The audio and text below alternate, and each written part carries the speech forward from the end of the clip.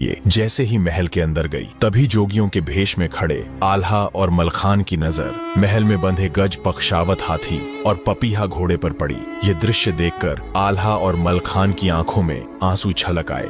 उदल ने जब दोनों भाइयों को रोते हुए देखा तो बोला, भैया मुझे एक बात समझ नहीं आती। भैया आपकी आंखों में आंसू कैसे आ गए? मुझे तो इसका कोई कारण नजर नहीं आता। भैया कृपा करके मुझे बताओ। तभी आल्हा ने अपने बीते हुए पलों को याद करते हुए कहा, उदल मैं तुझे क्या बताऊं, जब तू माँ के गर्भ में था तब हम इस गजपत हाथी पर सवारी किया करते थे। इसी पपीहा घोड़े पर बैठकर हमने घुड़सवारी सीखी थी। बस अपने पिता की याद आ गई।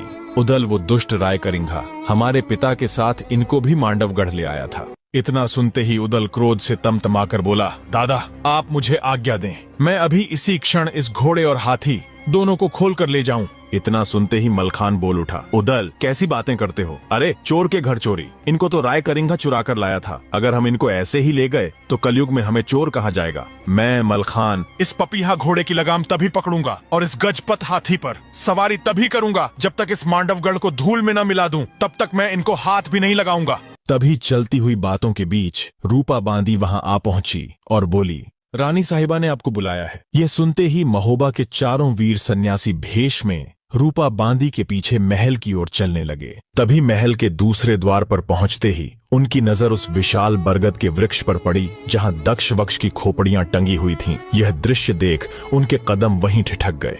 आल्हा उदल मलखान का शोक और क्रोध उस वक्त अपने चरम पर था। अपने पिता की खोपड़ियां टंगी देख उदल का शरीर कांप उठा। तभी दासी ने पीछे मुड़कर देखा और बोली, अरे सन्यासियों कहाँ रह गए? रानी आपका इंतजार कर रही हैं। चलो चलो जल्दी चलो। आल्हा ने अपने क्रोध को शांत करते हुए कहा, अरे दासी तुमने हमें सब दिखाया। महल की साज सज्जा तो बड़ी भव्य है, लेकिन हमारी समझ में यह नहीं आया कि यहाँ इन दो नरमुंडों का क्या प्रयोजन है। ये दो नरमुंड आखिर किसके हैं?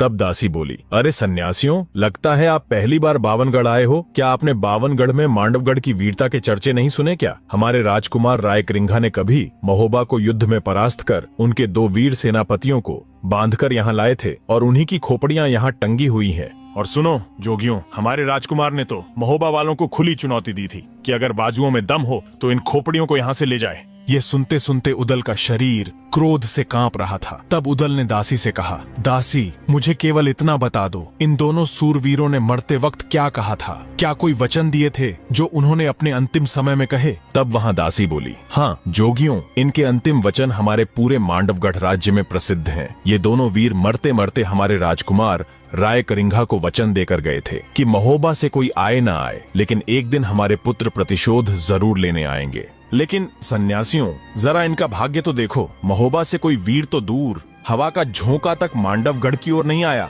कितने अभागे हैं ये वीर, इनका तो पिंडदान तक किसी ने नहीं किया।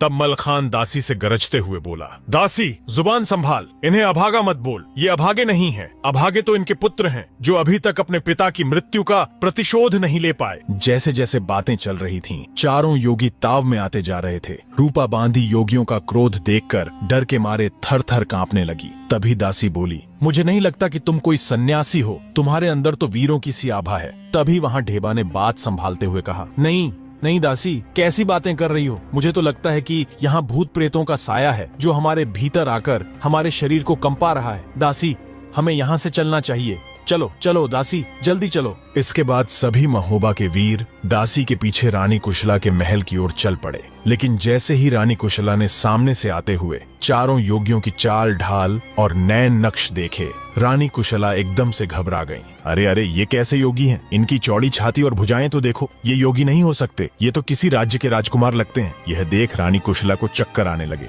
जब रानी कुशला को शक संदेह हुआ तो आल्हा ने बात संभालते हुए कहा, नहीं नहीं रानी, कैसी बातें कर रही हो? हमारे पिता जल्दी अवस्था में ही चल बसे तो हमारी माता ने हमें जोगियों को सौंप दिया और हम जोगी बन गए। यह तो हमारे ऊपर विधाता की कृपा थी जो हमें वक्त से पहले सन्यास का मार्ग दिखा दिया। इसके बाद रानी कुशला ने सभी जोगियों का अच्छे से आतिथ्य सत्कार किया। अब चारों वीर जोगी बनकर रानी कुशला के महल में उपस्थित थे। उन्होंने भांति भांति की महाभारत और रामायण की कथाएं सुनाई। जब उनकी कथा समाप्त हुई तो रानी कुशला बोली, बांदी ने आपके गायन की बड़ी प्रशंसा की है, अब कुछ गाकर भी हमें सुनाओ। तब कोई ढोलक पर थाप दे रहा था तो कोई सितार की मधुर धुन छेड़ रहा था। उधर उदल मस्ती में मग्न होकर रानी के महल में ढोलक बजाते हुए राग मल्हार की मधुर धुन छेड़ दी।